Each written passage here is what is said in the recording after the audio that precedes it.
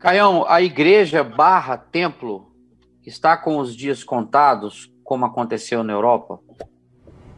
Quer dizer, a igreja no Brasil, né? Aqui no Brasil vai demorar muito mais, porque a educação é infinitamente menor. O Brasil é um país muito atrasado. O Brasil deu uma emburrecida de uns 30 anos para cá, Caio. Você não acha, não? Eu acho que a década de 80 teve mentes muito boas. Nos anos 70, 60, havia uma academia inteligente, uma classe média inteligente e culta, e os pobres não tinham sido ainda corrompidos do jeito que eles foram, porque até os pobres foram profundamente corrompidos nos seus valores. Porque o Estado corrompeu os pobres. A maldade do Estado, a maldade dos governos corrompeu os pobres.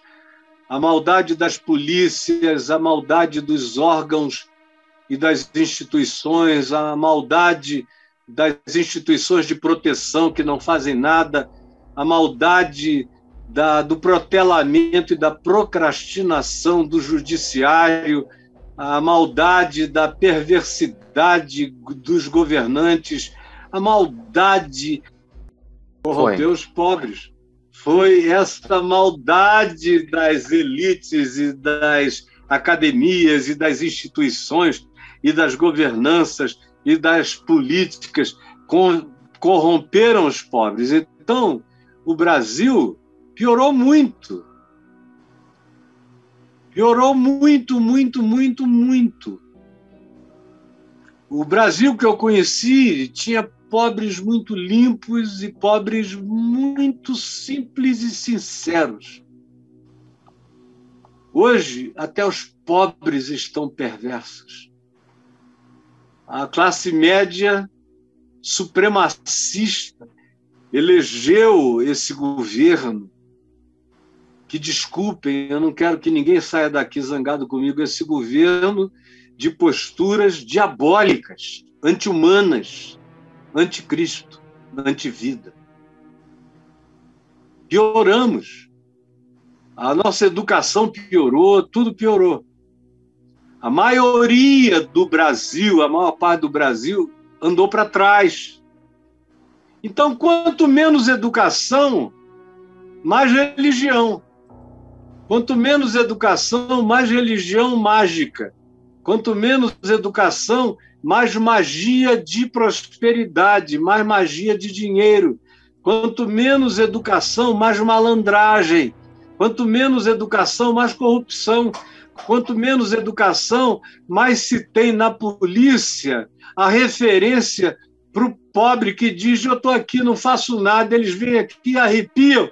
Daqui para frente eu vou arrepiar também. Como eu já ouvi de traficantes que disseram: eu trabalhei honestamente até 30 e tantos anos, eu era padeiro, eu era sapateiro, eu era isso, eu era aquilo. Levava uma surra por semana da polícia. Até que depois de alguns anos eu procurei o tráfico, me ofereci para ser gerente, porque eu sou bom de contabilidade. Meu Deus. E aí vai corrompendo. Você vê nesse governo, o ministro da Educação, me dá vergonha, um pastor presbiteriano. Cada nova medida dele é um passos e passos atrás. Então, respondendo rapidamente, não.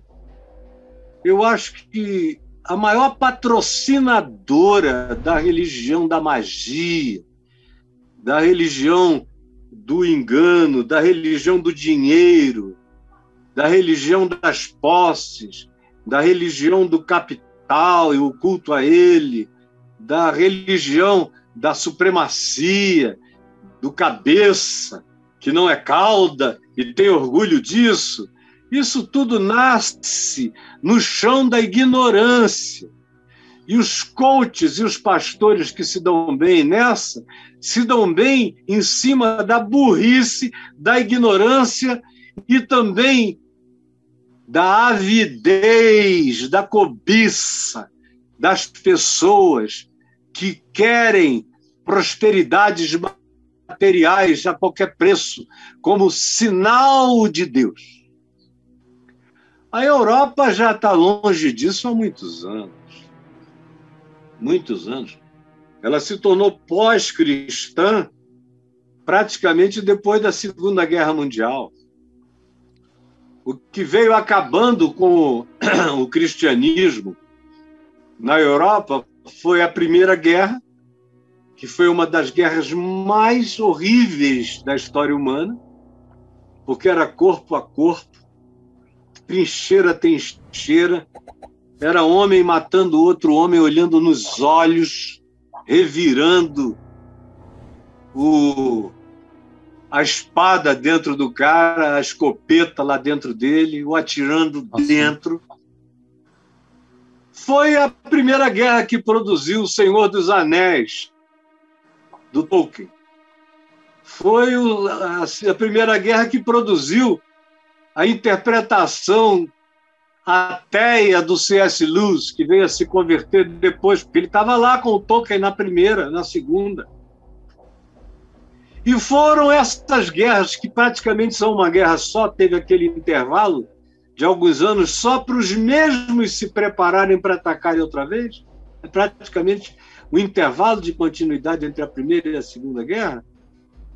E aí os mesmos protagonistas voltaram com mais armamento, só que agora à distância, com grandes booms. E aí, quando acabou, com milhões, 50 a 60 milhões de mortos na Europa e no mundo, o ateísmo se tornou algo natural. Porque quase tudo aquilo era feito em nome de Deus.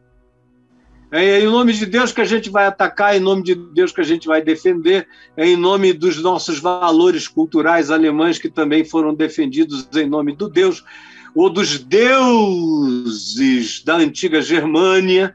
Foi também um movimento extremamente pagão da parte dos germânicos e da parte dos outros. Era o Deus cristão, era uma luta também de deuses, de principados e de potestades, e na terra de representantes desses vínculos. A América veio em nome de Deus, o Japão foi em nome do seu imperador, das suas dominações e da sua cobiça por matéria-prima que faltava na ilha. E aí, quando a soma disso tudo aconteceu, o que sobrou foi nada. Eu me lembro que quando eu comecei a visitar a Europa com regularidade, anual, na década de 70, eu gostava de procurar os templos. E eu ia em templos luteranos, dependendo do país, anglicanos. Eu ia muito pouco em templos reformados ou batistas, ou isso, aquilo que tinha a mesma cara. Eu gostava das arquiteturas. Então eu preguei na Inglaterra em milhares de igrejas, literalmente centenas de igrejas anglicanas e de arquiteturas interessantes. E assisti muita missa em Notre Dame, muita missa na Catedral de Colônia, missa em lugares de catedrais maravilhosas como de Toledo, ou as catedrais italianas, todas elas extraordinárias, em Florença, em tantos lugares. Eu ia para ficar quieto, para ouvir os corais, ou mesmo até na Praça de San Marco, em Veneza, com muita regularidade eu entrava. E o bispo local era um cara que eu conhecia, e eu gostava da homilia dele. Às vezes eu chegava lá, sentava no meio da multidão, meia hora, uma hora, e me aquietava. Mas ano após ano eu fui vendo os grupos diminuírem, até que a designação pós-cristã começou a ser usada. E hoje em dia ela já é uma definição que começa a ser usada nos Estados Unidos. Porque os americanos já foram, na sua maioria, cristãos protestantes. Hoje, isso já começa a se tornar minoria. uma grande minoria, mas em decadência, decadência, decadência. E se a igreja lá continuar do jeito em que ela esteve nos últimos anos, especialmente com Trump, dentro de 25 anos, o que nós teremos será apenas uma sombra. Porque essas pessoas que estão ativas na religião lá estão morrendo. Pat Robertson está velho, está morrendo. Jerry Fowler já morreu. É o filho dele que está lá, cheio de problemas morais. O Bill Hybels não morreu, mas a Willow Creek, que já foi um acontecimento, está em estado absoluto de decadência. O Billy Graham morreu. A organização dele continua a levantar fundos, mas é só isso. Quem preside, o filho dele, por exemplo, o Frank, é um cara antitético em relação ao pai. O pai defendia os negros, ele é contra tudo, ele é supremacista, ele é trumpista. Vão destruir o que foi construído em séculos e séculos e séculos de pregação, muitas vezes ignorante, mas na maioria das vezes sincera. Esses caras vão acabar com isso. E no Brasil demora mais, porque a ignorância é maior. O que eu acho que vai acontecer, só para concluir? Eu acho que a Europa vai se tornar cada vez menos cristã, porém vai crescer nela uma forma de busca de espiritualidade, que já vem acontecendo. Já existe nas novas gerações europeias uma sede de espiritualidade. Eles não descobriram ainda, mas estão começando a descobrir que a sede deles está em Jesus e no Evangelho, não no cristianismo. Quando eles pensam no cristianismo, eles dizem não. Aí eles vão para o budismo, para o confucionismo, para o taoísmo, para alguma forma de yoga espiritual. Eles vão para isso, porque o cristianismo matou Deus neles. Mas a sede, eu vejo pelas expectativas que eles anunciam, são todas elas vinculadas àquilo que o Evangelho de Jesus promete e traz. Então, graças a Deus, eu creio que dentro de pouco tempo vai surgir uma geração de jovens que vai entender, por exemplo, o que eu estou dizendo aqui. E que vai compartilhar esse Evangelho, esse Jesus. Que pode crescer no coração, não como religião, mas como caminho de consciência espiritual na mente de milhões de europeus, como está acontecendo no Irã. O que está crescendo no Irã não é o cristianismo. O que está crescendo lá é a espiritualidade do Evangelho, em silêncio e proibidamente, mas está crescendo. A mesma coisa vai ser em Israel, por exemplo. Tem gente que quer ver o cristianismo crescer em Israel. É impossível. É impossível. É igual você querer que o diabo sente na mesa e presida a comunhão na minha casa. Cristianismo e diabo são uma coisa só para os judeus. Quem mais fez mal aos judeus nos últimos 2000 anos foram os cristãos do cristianismo. Aquele pessoal que vigiava campos de concentração eram luteranos. Iam para a escola dominical domingo de manhã. O judeu não quer nem saber de cristianismo. Foi o cristianismo que abria o ventre das mulheres judaicas e colocava gatos vivos e fechava. Vá falar de cristianismo para judeu. Só quem te ouve por delicadeza é guia turístico, porque quer a gorjeta no final. Do contrário, ele vai dizer, cara, vai se catar longe de mim. Agora, eles estão abertos para a espiritualidade do Evangelho.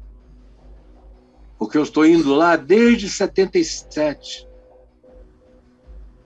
Todo mundo que convive comigo lá, sem que eu tente cristianizar ninguém, acaba dizendo, olha, nesse tipo de espiritualidade que você carrega, eu creio. Toda vez que você for orar, ora por mim. Isso eu vejo gente mudando. se convertendo em silêncio, desenvolvendo a espiritualidade de Jesus nas suas práticas pessoais, inclusive palestinos, muçulmanos, em cujas casas eu oro, e que são meus amigos e que nas dificuldades me pedem oração, porque eu nunca tentei cristianizá-los, porque eu não creio no cristianismo e nunca criei. Eu creio naquele que é caminho, verdade e vida.